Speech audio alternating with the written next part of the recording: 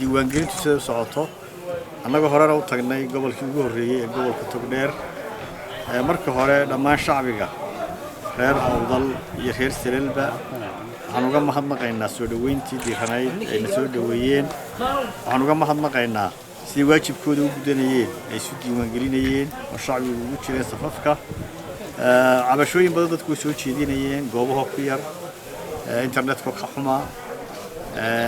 cabashooyin badan oo ay leeyihiin naguma filla goobuhu oo soo aragnay ama sidoo socday internetku ay ka cabanayeen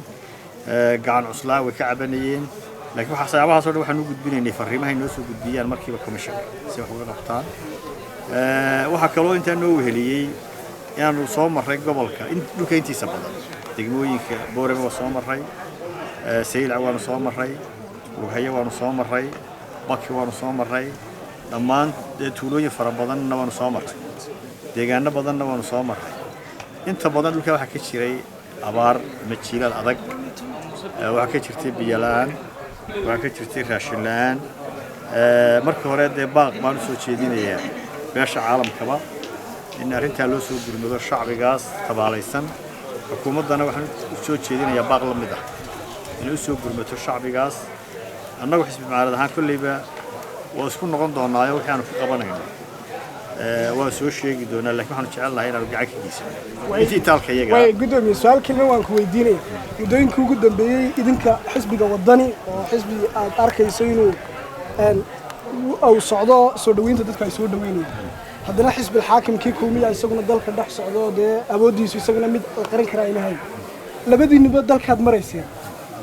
حزب جي معارض هاي دلمت كهاي وعدنا هل كان بين مسؤولين تيسي ورصحافة هذا تاي هذا إن أي ورئيس صحافة السيان أي تاي أي كل شيء يعني كان بين حق خاص بيلها لقى ليسانه لبدي حزب الجيشان أركنا حزب أنا وحيلاتها هاي دي واجب يكون تاي حزب كسته أما عد هالنقضاء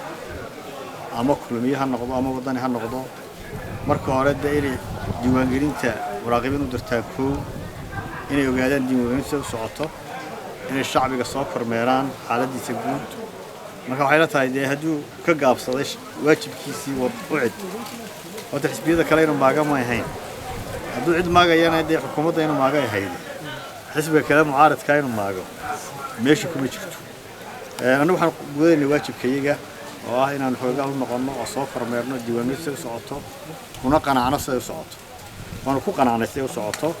أنا أقول لكم أنا شري الشعب جوا هم ولا كل ميني مجالك استوى له كل ميني ومركا وحيلاتها هاي